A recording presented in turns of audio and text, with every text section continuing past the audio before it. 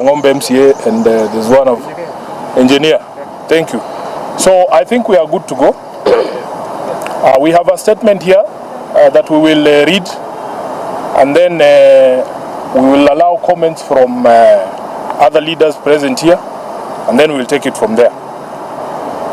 So, fellow countrymen, members of the ODM party, supporters, and members of the Fourth Estate, distinguished ladies and gentlemen, I have taken note of the announcement made by a section of the ODM National Executive Committee in Mombasa yesterday, the 11th of February 2026, purporting to remove me from the position of Secretary General of the Orange Democratic Movement.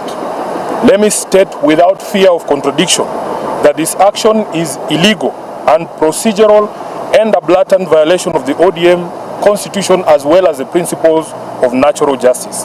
At no time have I been informed of any allegations against me, be they of indiscipline, insubordination, or incompetence in the execution of my duties as the Secretary General. Neither have I been invited to respond to any complaints in and out of the party on any matter that would constitute grounds for removal of a Secretary General. Consequently, no lawful organ of the party has invited me to any hearing.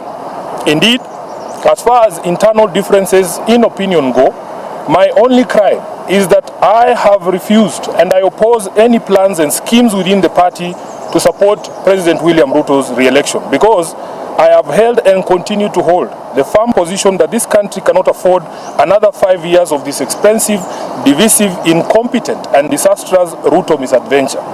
Kleptocracy is not a philosophy that an entire nation can give a second chance. This month marks the beginning of my 9th year as SG of ODM. I am the longest serving individual in that position.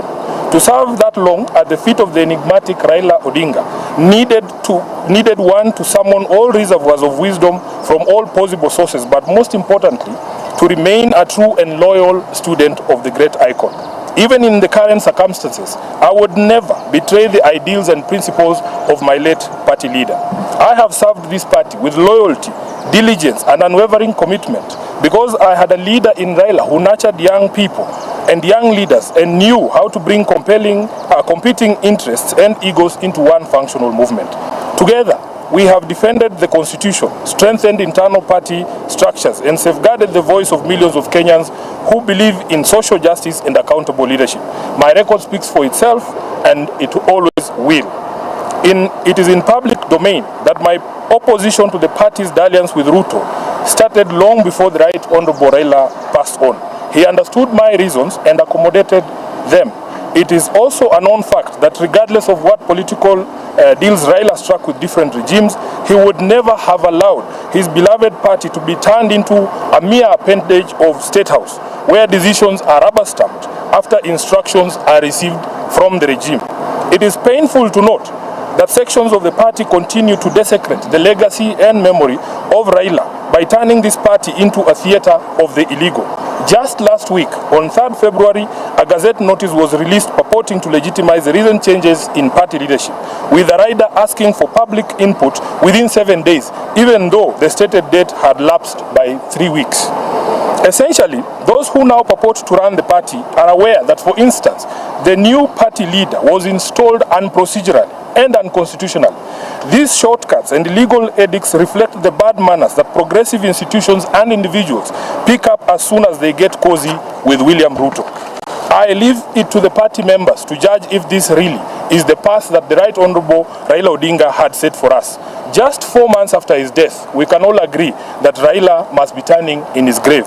In recent times, many respected personalities within the movement have reached out to me and the rest of the leadership, seeking a middle ground of unity, at least until the National Delegates Convention is called.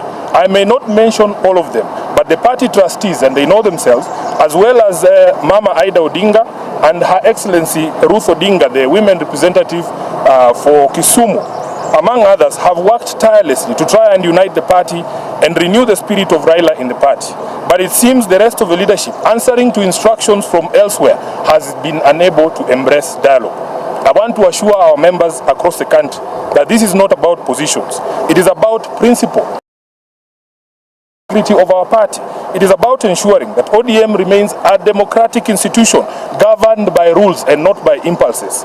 And whatever actions I take from here, obviously, after wide consultations, I will do so with my head held high, knowing full well that I have never once let down my leader, the Right Honorable Raila Odinga, or the members of this party who are its backbone. As I said in Busia, Raila did not raise cowards. He did not teach us to run away from hardship or challenges, but to confront them head-on.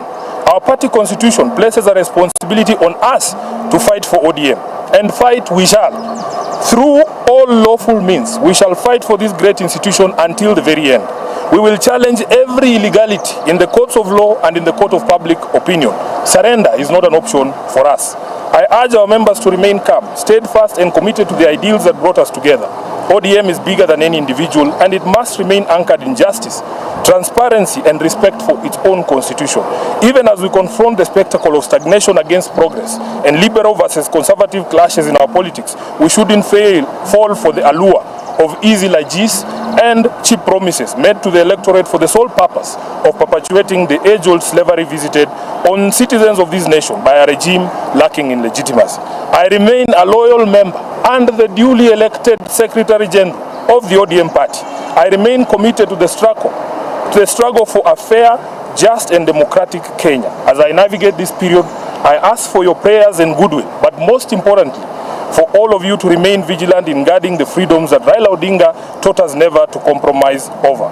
We are the generation that will reach Canaan, as envisaged by the late Raila Amolo Odinga, and nothing will distract us from this endeavor. I am grateful to all of you for all the messages of support, and I want to assure you that we will be back to the grassroots bigger and more energized, beginning this Sunday in Kitengela. Thank you very much, and God bless you.